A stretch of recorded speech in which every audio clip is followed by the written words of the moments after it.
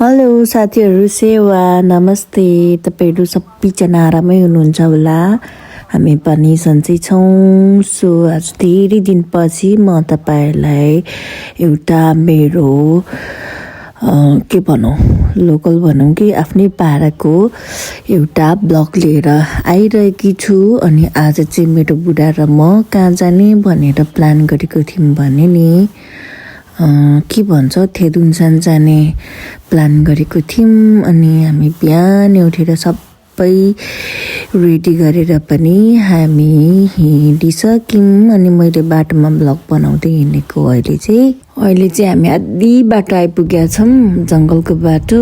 अनि एकदमै छिटो पुग्नु पर्ने छ, एकदमै टाढा आएको आज चाहिँ हामी। अनि धेरै छिटो जानुपर्ने हुन्छ। अनि त्यहाँ पुगेर पनि थाहा पनि छैन, फर्स्ट टाइम हो म त जाँदैछौँ, अब के हुन्छ हेरौँ।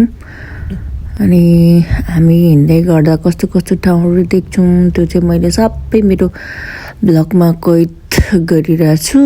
हामी चाहिँ अहिले यहाँ हाइकिङ गर्ने ठाउँको पार्किङमा चाहिँ आइपुगेछौँ, तर यहाँ चाहिँ होइन रहेछ। अनि अब यहाँ कसैले सोधेर फेरि हामी अर्को ठाउँ फर्किसक्यौँ।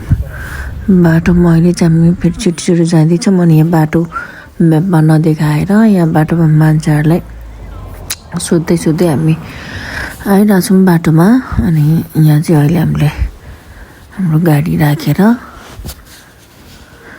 मान्छेले सोध्दैछौँ। अब सोधिसकेपछि चाहिँ हामी अब ठ्याक्कै लोकेसनमा पुग्नेछौँ होला भन्ने आशा छ। अब हेरौँ के हुन्छ।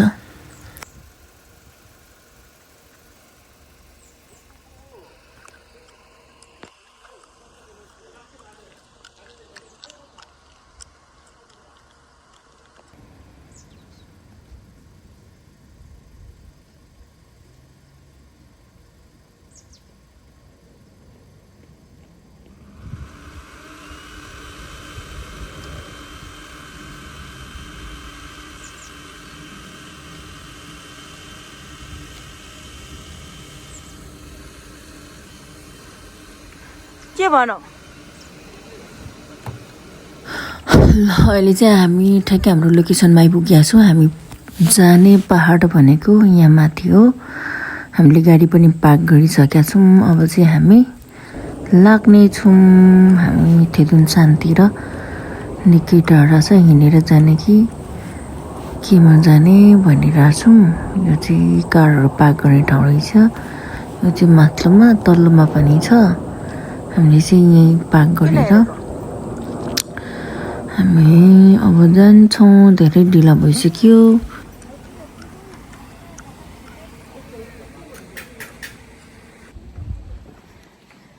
भरे तिमी निराश भएर फर्किराखेको म देखाउँछु है।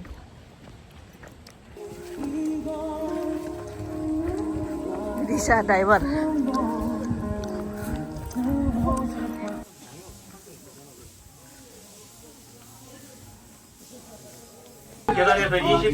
हामी चाहिँ अहिले केबल कार चढेर पनि आधी बाटो आइपुगिसकेका छौँ। छिट्टै आएको भए त हिँडेर आउन पनि मिल्ने रहेछ, तर हामी ढिला आइपुग्यौँ नि त। अनि समय छैन हामीसँग, माथि पुगेर पनि धेरै ठाउँ डुल्नु पर्ने छ अरे। अनि सो त्यही भएर हामी चाहिँ केबल कार चढेर आयौँ। त्यहाँ माथि गएर धेरै राम्रो ठाउँहरू हेर्नुपर्ने छ, राम्रो पहाडहरू चढ्नुपर्ने छ। सो त्यही भएर हामी चाहिँ अहिले सरर केबल कार चढेर आउँदैछौँ। अब हामी पुग्न पनि लागिसक्यौँ।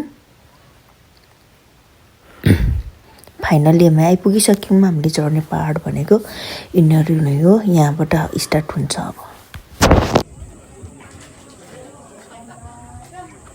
फोटो खिच्न फोटो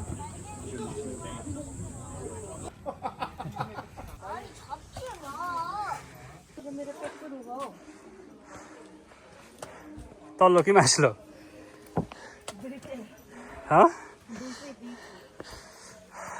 भिडियोमा है।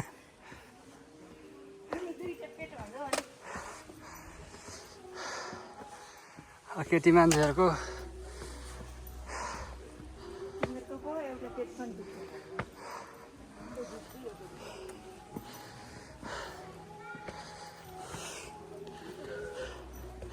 नयाँ जुत्ता भित्ने भयो आज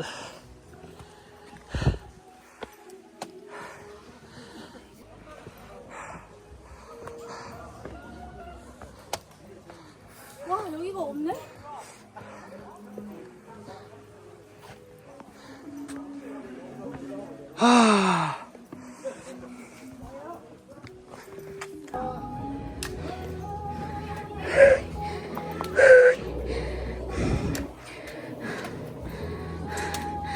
त्यता हेर न बजारको चिया पसल अरे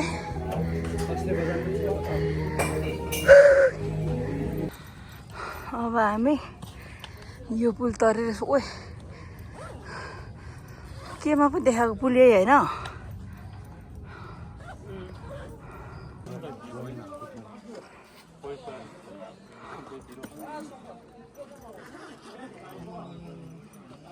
डर मर्दैन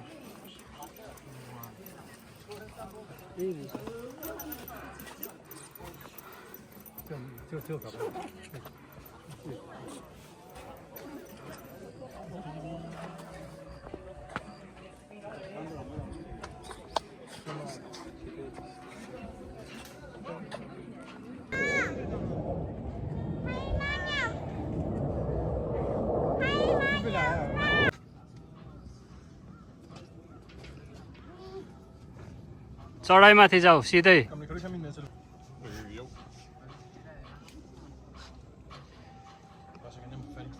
बिस्तारो जाऊ न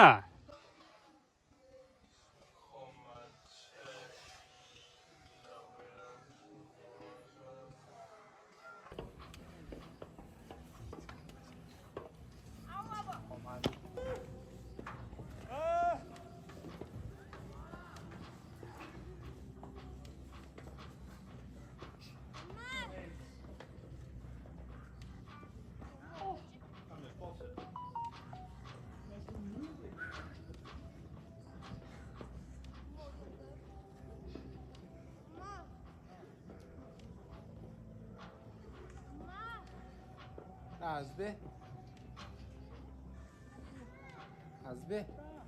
ভাই আসি না বলছি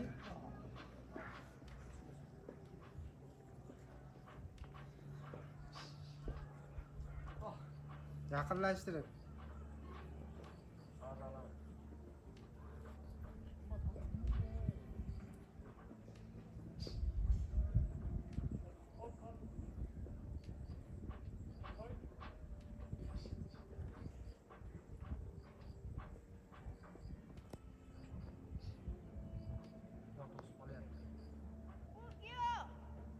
वाव वाव यहाँ हेर त म कस्तो निस्किएँ क्यामेरामा राम्रो छ दामी छ ठ्याक्कै मिला अहिले मिलाह नि त उयो आज हामी खुम्सान रोतपुसान कम्ता कष्ट गरियो तर मौसमले साथ दियो है मौसमले साथ दियो नेपाली तिमीलाई कस्तो छ गन्ध छ श्रीलङ्का म बङ्गलादेशी बङ्गलादेशी बङ्गलादेश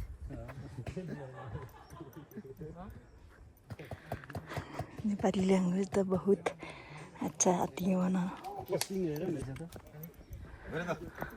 अरे वाह हाम्रै रेस्ट्रिक्टेड एरिया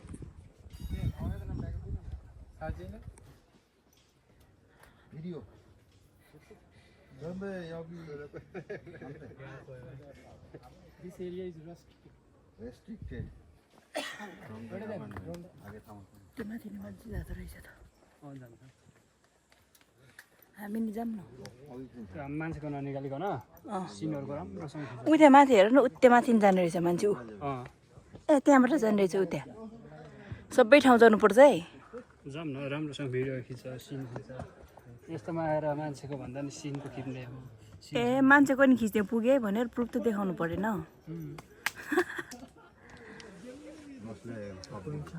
सबैको टाउको निस्केर के मैले तपाईँहरूले सिन घरको मात्रै प्राय भिडियोहरू देखाउने कोसिस गरिरहेकी छु हो। अहिले चाहिँ एकछिनमै तुवालो लाग्ने घाम लाग्ने गरिरहेछ नि त, सो त्यही भएर मैले तपाईँहरूले सकेसम्म चाहिँ यहाँको सिन देखाउने कोसिस गरिरहेकी छु है त। अब हामी लास्ट हाम्रो जुन पुग्नुपर्ने ठाउँ हो टप हो त्यहाँ पुग्न लागिसक्यौँ। यो सिन रेकर्ड गरिसकेपछि चाहिँ ठ्याक्कै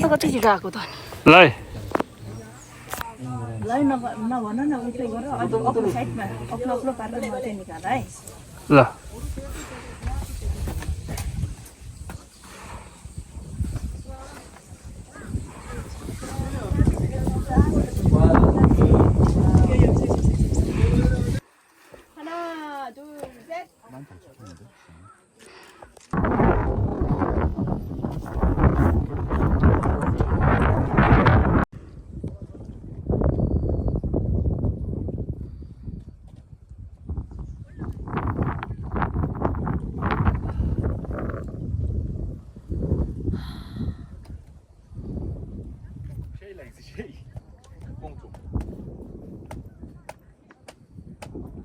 सक्सेस भयो आज। कस्तो देखिरहेछ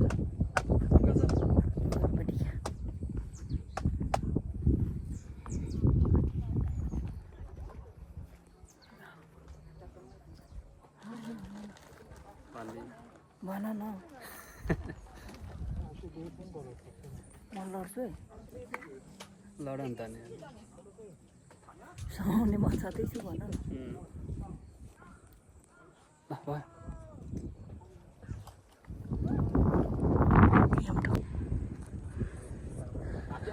अरू माथि नचढ है उत्तिकै हो गाउँमा जाने पर्छ हावाले हान्छ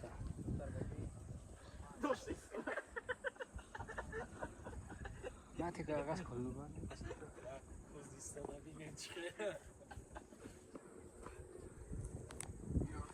छिटो हेर्न बुढाको अचार यस्तो यस्तो डेन्जर बाटो हिँड्नु छ अनि जाम जाम छिटो। यस्तो हाम्रो बिजोक होइन फु अबुई चिप्लिँदो रहेछ है बुढा।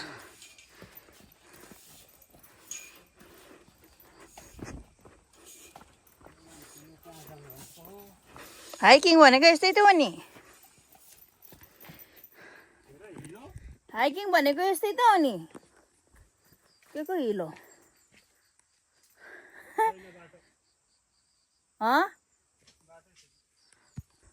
उयो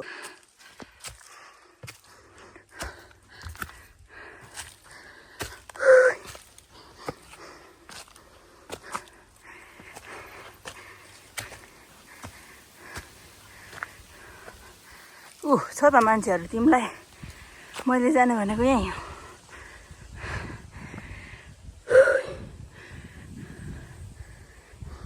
उ हेर त मैले जाने भनेको त्यहाँ हो। कुरा बुझ्नु छैन,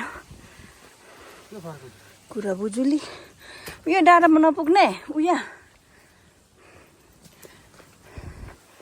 कुरा बुझ्दैन, कुखुरा मुद्दैन,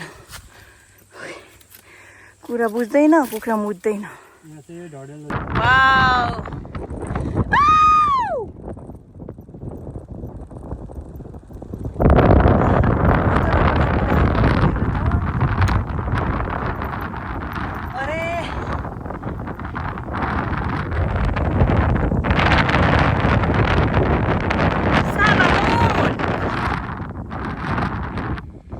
सारामुन हेर अहिले त मौसम कस्तो राम्रो बुढा, तिमी त कति राम्रो छ।